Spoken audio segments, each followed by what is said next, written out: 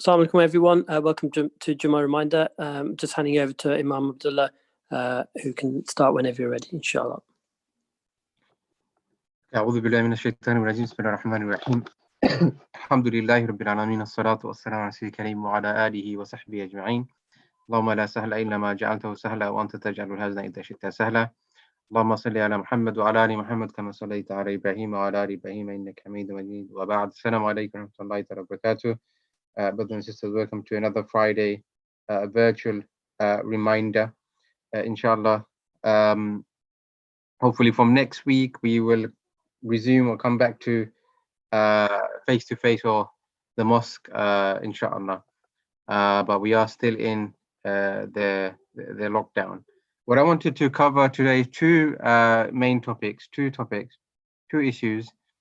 As a reminder, obviously I can't go into those topics, but given that we are in, as they say, Islamophobia Awareness Month, many organizations, many people are talking about Islamophobia. I talked about this briefly last week about how we can ignore Islamophobia and how as Muslims also can contribute inadvertently to Islamophobia, right? And I want to go into Islamophobia a bit more, inshallah. The other issue is obviously today, people are talking about the elimination of violence against women, the International Day for Elimination Violence against Women or Domestic Abuse. It's a very important topic that we need to remind ourselves, discuss. Obviously, as I said, I can't go into it, but it is important that we discuss it at least briefly. And these two topics are, they may seem disconnected. They may seem that they're not connected, right? But there are a lot of similarities. Both is abuse, Islamophobia. Whoever carries out, whether it be the state or groups or individuals or whatever, is forms of abuse, as well as obviously when a partner or the husband or wife carries out, either emotional or physical or psychological or spiritual, whatever, it's harm against the wife or the husband is also a form of abuse. So in that sense, the topics that we're going to be discussing are very, very similar. Islamophobia, the discussions about the definitions, the discussions about how Islamophobia comes about, particular definitions, there have been a number of different discussions. The APPG, Muslim Parliament Group, they've come up with a definition. Others, I think is the Rhine Med Foundation or something like that, right? They come out with a definition a while ago, back in the 90s. The MEND, another organization that works in the area of Islamophobia, have come up with a definition. FOSIS, one of the largest UK Muslim student organization, they've come out and really rejected, or not rejected, I would say, criticized the APPG Muslim Islamophobia group definition. And there are reasons for that. There's reasons for that. It's not comprehensive enough, and it doesn't deal with the core issues. Islam or Muslim is not a race. Yeah, Islam and Muslims is not a race. We Muslims come from different backgrounds. The Africans, the Europeans, the Asians, the South Asians, the Americans, the Canadians, the Australians, the Arabs, the Saudis, the Qataris, the Kuwaitis, the Egyptians, the Algerians, Moroccans, Ethiopians, Somalians, Nigerians, and you name it. Muslims, alhamdulillah, they come from different backgrounds, different races. Allah subhanahu wa ta'ala mentioned in the Quran, وَجَعَلْنَاكُمْ شُعُوبًا وَقَبَائِلَ لِتَعَارَفُوا, and we've placed you, made you, or put you into nations and tribes that you may engage with one another. So the definitions that talk about or that imply that people are being attacked because of their race, and that's Islamophobia, that's not entirely accurate, right?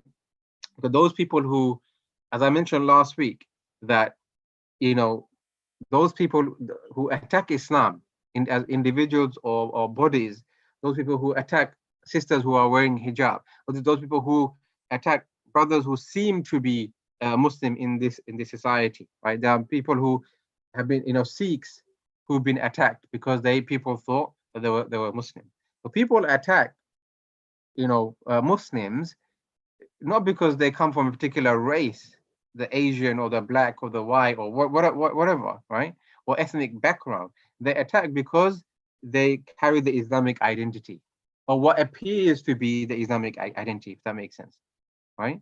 So to limit the definition of Islamophobia to a race or sense of kind of Muslimness, right, is very subjective and is very it's somewhat artificial, right? Because Muslims have been attacked because of Islam, because they convey Islam, because they adopt Islam, because they adhere to Islam, because they practice Islam, right?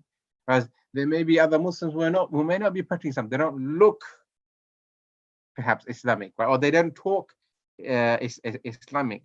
Then they're not being attacked, right? They're not being attacked. Some people do even because they perceive them to be Muslim, right?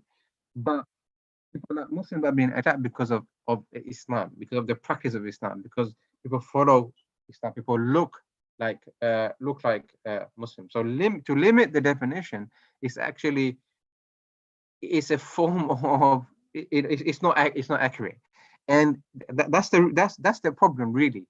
The Muslim community, it seems that they're not even allowed to come together and form their own definition. There's other communities they're able to do that, right? It's like someone who's being abused or someone's being marginalized or victimized, right?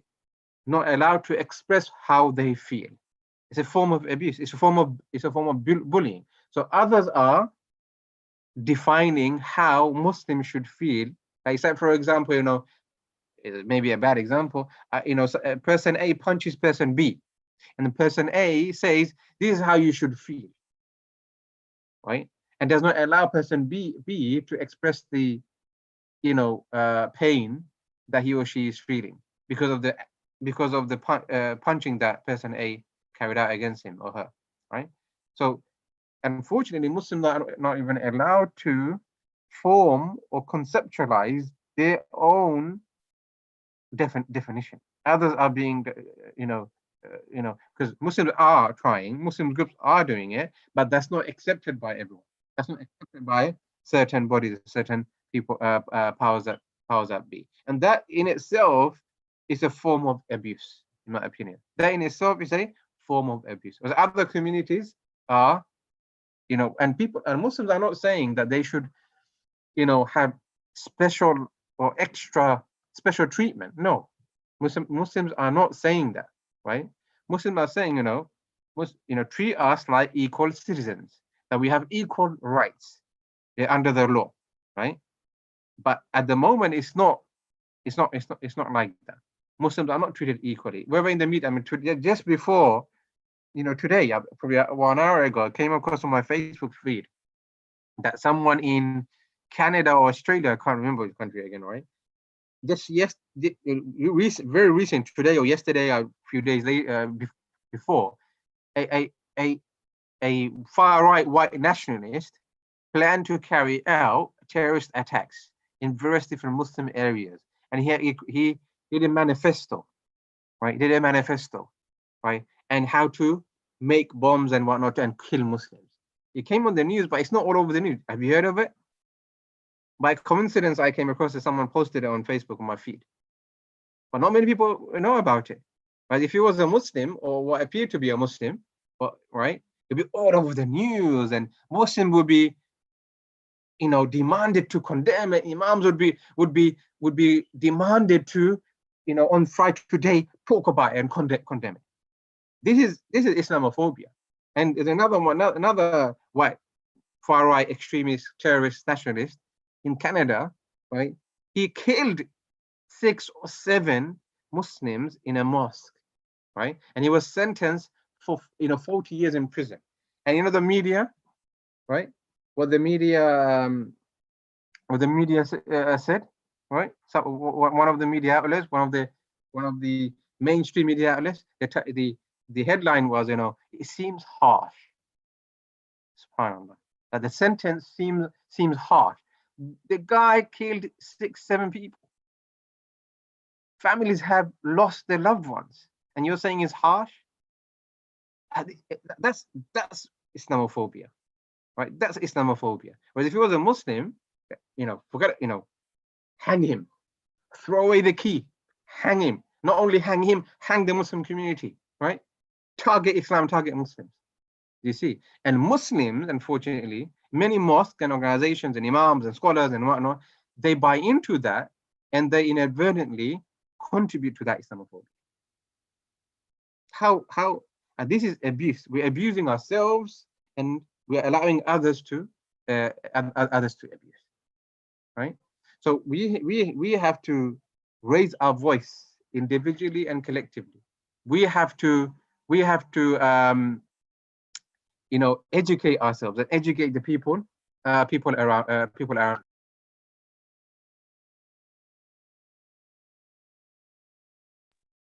So how does that, again, come to my second point, relate to the second point about domestic abuse, domestic violence? Now, domestic abuse, domestic violence, or intimate partner violence, it's, there are various definitions, but essentially is, causing, physical, emotional, psychological, sexual, right, sustained harm to or verbal, right, to one's partner, right? That's why I call it intimate partner violence, right? Now, that can happen in the physical form, where one partner physically hits the other partner. It can happen, economic abuse, that one partner, not just controlled, but controls that other partner, and gives him or her, certain restricted amount of money, and and really demands the other person to, for example, gives £10 and demands the other person to live on for the rest of the year. I mean, maybe a hard, extreme example, but the point is that abuse can happen in many different forms: physical, emotional, psychological, spiritual, economic, right?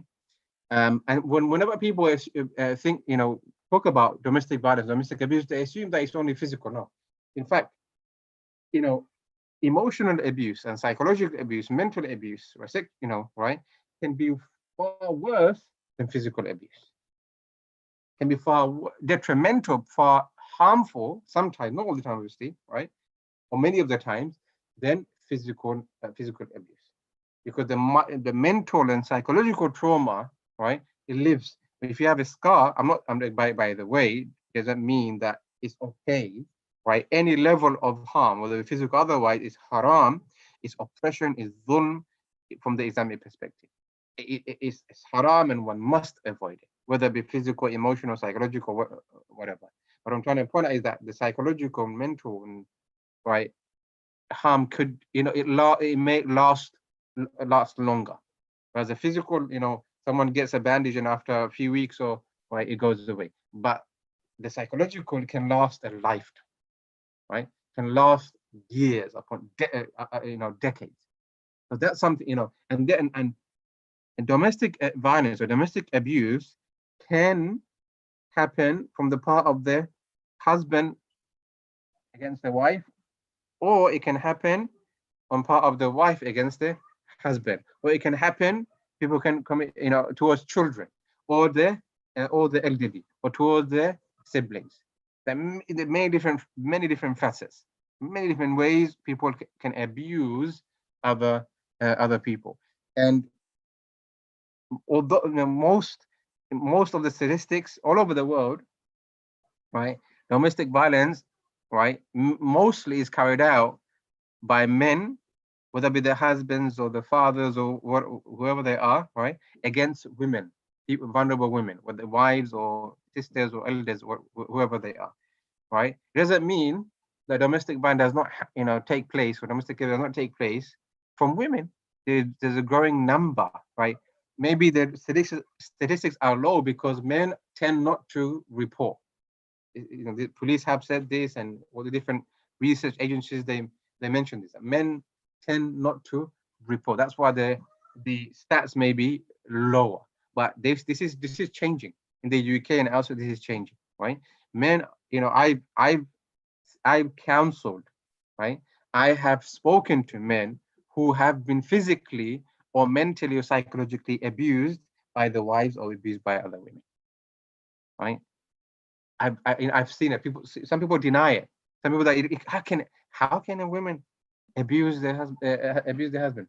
But it can happen. I've seen it, and there are research and stats to prove that. Nevertheless, the majority of the cases is that men, because of the physical nature, right?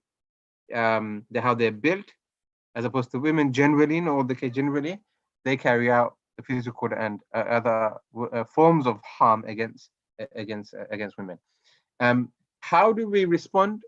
How do we respond to both of these forms of abuse? Islamophobia is abuse, right? And also, you know, domestic violence is obviously is abuse, right? How do we respond? How do we tackle that? There are many different things we can do. Number one, we have to educate ourselves, right?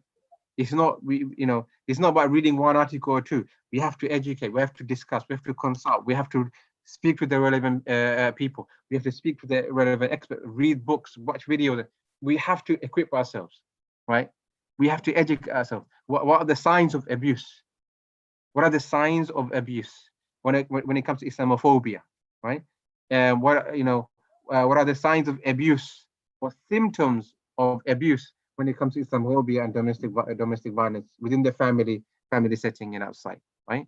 If you don't understand the signs and the symptoms, we'll not be able to look out for those signs and symptoms, and therefore we will not be able to tackle it head on, right? We cannot, like many people in the Muslim community, they bury their heads in their under the carpet in their sand, as they say, when it comes to domestic violence or domestic abuse. Yeah, it doesn't mean, like, this is another point. I mentioned this many times, that we have to, understand, and we have to remind each other is that domestic abuse is not an Islam or Muslim thing, right? There are Muslims who do do campaign work for domestic abuse, right? And they want to root out domestic abuse in the Muslim community. The way they do it, right, is as if is that Islam is the problem, or the Muslims are the problem. And this is, the language that you use, the approach that they take, right? That, they want it, their intention is good, but what they're doing is actually harming Islam and Muslims further, right? Domestic abuse is not a Muslim thing, right? We live in a society where it's not, the religion is not taken, seriously in the society. America, for example, right, and Europe, but yet, right, in these countries we have the highest. They say in one report that every 25 seconds a woman is killed in America or abused in America. 2-3 people in the UK are killed. Women are killed in the UK alone due to domestic violence, whether from the partners, current partners, or ex-partners, right? So where does Islam come to? When a Muslim does it, right, then we have to blame Islam, right? His Islamness or her Islamness comes into it. But when a non-Muslim does it, no, it's psychological issues and problems, right? So we have to be alert. We have to have the right understanding and the right insight. So yes, this is an area that we have to tackle. I've been working in this area for a long time. Yeah. But one of the things that I realized is that Muslims and others, they try to put the blame on Islam and Muslims. They try to say that it's an Islamic problem, right? In fact, Islam came to abolish domestic violence. Islam came to abolish domestic abuse, right? And this is from the Quran and Sunnah of the Prophet Muhammad sallallahu alaihi wasallam. But we cannot be the inadvertent agents that contributes to Islamophobia and contributes to the bad perception of bad perception of Muslim and Muslim. And that, as I said, we have to educate ourselves. We have to read books. We have to consult the experts, right? And we have to be brave. We have to be courageous, right? We have to, go head on in tackling the issue.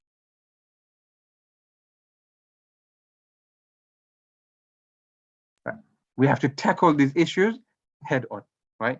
So may Allah subhanahu wa ta'ala, allow us to, or enable us to be brave, enable us to have the right foresight, to have the right knowledge, to have the right understanding, that we can educate ourselves on these important matters, and then also educate others. I'll end it here, inshallah. I don't want to take more of your time. So if you have any comments, questions, then we'll spend some time for that, inshallah.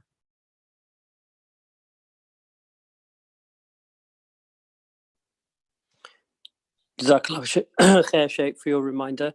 And you touched upon a couple of important things.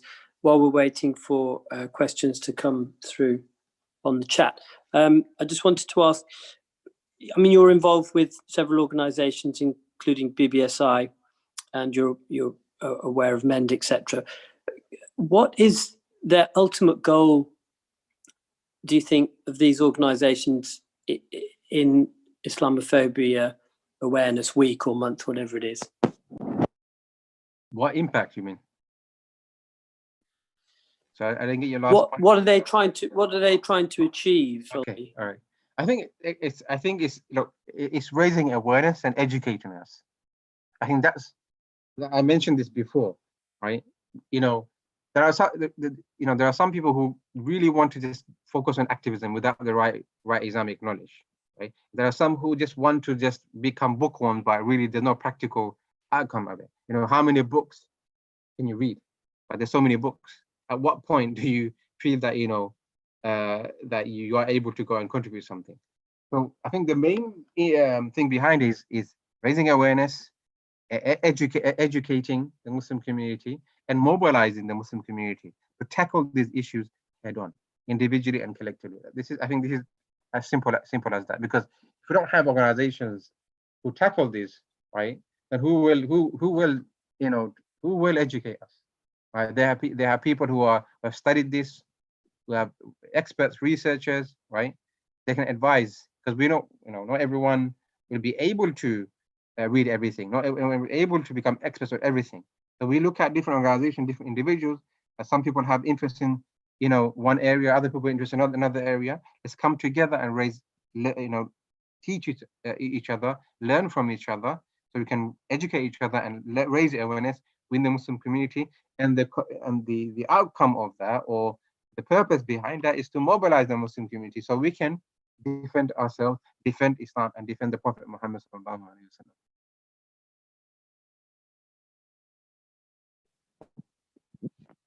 Okay, Sheikh. Yeah, I mean, it occurred to me that an interfaith event this week, that actually it should be everyone else, being active in Islamophobia Awareness Week, and with essentially the victims of Islamophobia. So again, going back to my question, is the idea to give us tools to challenge the media and be able to answer back to allegations, made against it?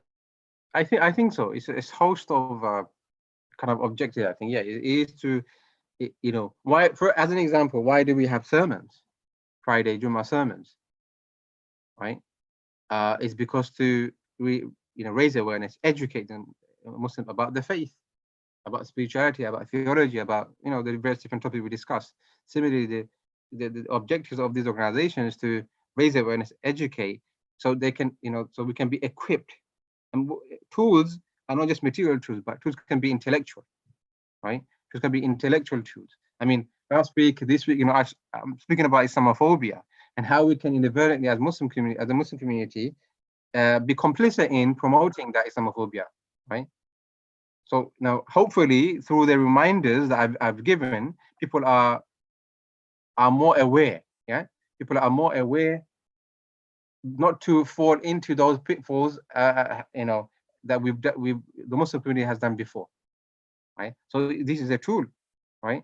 These are ways of raising awareness, giving us the right tools. So yeah, organizations, and they have, they organize workshops. I think the mosques, they can organize. They have toolkits.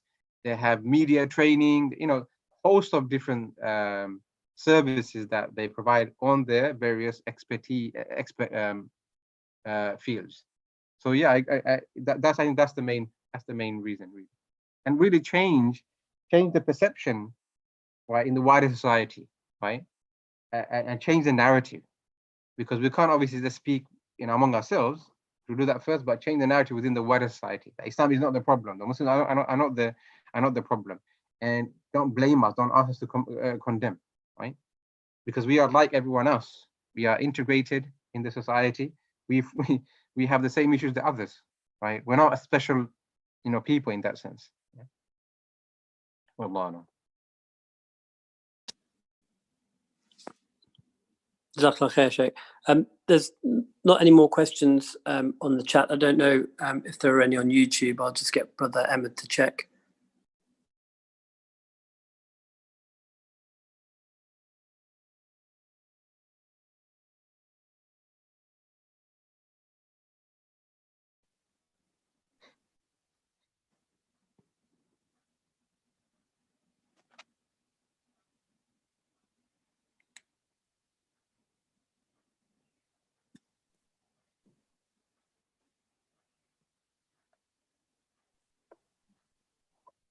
So there's one question on the chat, Sheikh.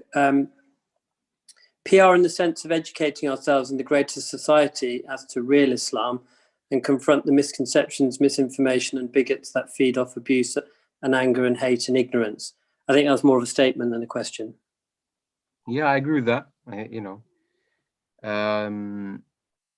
It is about, defending the Islamic narrative, promoting the Islamic narrative, and defending Muslims against the abuse, whether it be individual or even state or otherwise.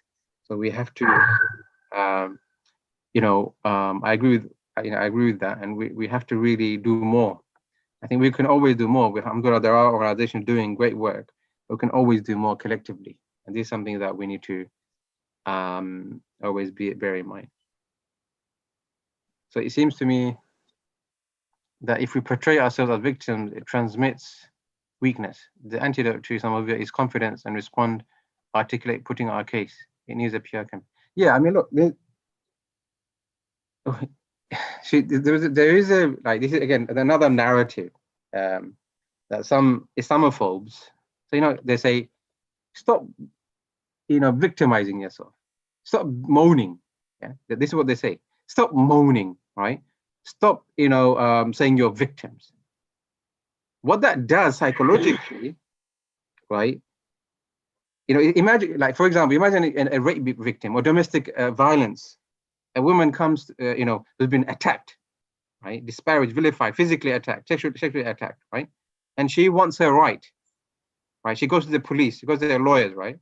And she complains and moans and blah, blah, blah, right? She wants justice. And the police turn around and say, stop moaning, stop complaining, stop being a victim. Would that be sensible? It's the same thing here, right? There are some people who are, I say, stop having the victim mentality. What does that even mean, right? Are people assuming that Islam is not, like, Muslims are not being attacked, right? That there's no Islamophobia in the world, right? World research suggests otherwise. Empirical data suggests otherwise. Muslims are saying otherwise. So for someone to come and say, stop having that victim mentality, right? There's a difference, right? If they say, if they intend to ignore the structural Islamophobia and the racism, right? And that's a problem. That's a problem. Again, this is the narrative or mantra that some people want to convey to the Muslim community, and I'm sure some Muslims are falling for it. However, with that statement, people and mean, right, and if they don't mean the first meaning, then why would you even say it? Of course, we have to be courageous. But those people, some, not all, some of those people who say it, they're not courageous. They're attacking the Muslims, even Muslims attacking other Muslims for defending their rights. You see, we have this, we have these anxiety and insecurities within us, and some people who have not experienced that racism, they will not understand that racism, right? They will not empathize with that racism. So people who live in ivory towers, people who have not live in privileged circumstances, they've not experienced racism, right? They'll not really fully appreciate, empathize, understand racism and Islamophobia, right? So yeah, it is about having confidence, right? But these are just statements. These are the statements. Like why do we want to do PR? Why do you want to do a PR? Because there's a problem. So again, it's contradictory, though. It's contradictory. And some Muslims don't realize it's coming from a certain narrative that certain Islamophobes want us to believe in. You see, yes, we have to be confident. Yes, we have to articulate our case reasonably. But what does that mean, reasonably? We can dissect it, right? It's like, as I said last week, it's like the black community in America, they've been imprisoned and killed and blah blah blah, and they're not able to seek justice. And when they are, no, we have to have peace and love and reconcile. But you can't have you can't have reconciliation if the other person is not being heard. So you can't, a person can't say reasonable and determine in his eyes or her eyes or understanding what reasonable means. That's very subjective. Define the parameters, right? Define the parameter. Otherwise, it becomes this people just talking past each other. Define the parameters, define the framework, and then practically implement it. And let's see how that pans out. Yeah, and I can dissect this. I'm not talking about the question about this. Is the general kind of theme that unfortunately Muslims have bought into, and it's due to our colonial past, to be honest. And we have this collective trauma that we're still trying to, try to overcome, right? In one hand, our generation and our children's generation, we're British, right? We don't know any other country, and we may go to other countries for holiday, whatever, right? But this is our country, right? At the same time, there was a past that our parents had, that our forefathers had. It's psychologically very, very, difficult to understand, right? So people become angry. No, we shouldn't become angry. We should be confident, yes. We should be, we should be careful. We should have the right knowledge and information how we go about doing that. Just PR for the sake of PR. Like as I said, I talked about PR last week, right? Whenever a Muslim attacks, right, an idiot does something, the media comes and says, "Oh no, condemn." There's Muslims going to London Bridge and they have flowers and we're peaceful people. This PR to them. But as I explained, that you're actually, contributing to the Islamophobia. That's not that's PR. If you remember, I spoke about, it's propaganda. Edward Bernays, right, the nephew of Freud, right, developed, Second World War, right, propaganda against, certain, Germany, right, and then later on it became PR, public relations, right. So Muslims are doing PR for the Islamophobes. So let's define the parameters, define or highlight the epistemology, raise your framework, because we can't just pick and choose. We have to be consistent in our usul, consistent in our language and narrative and our epistemology. Yeah. Wallahu alam.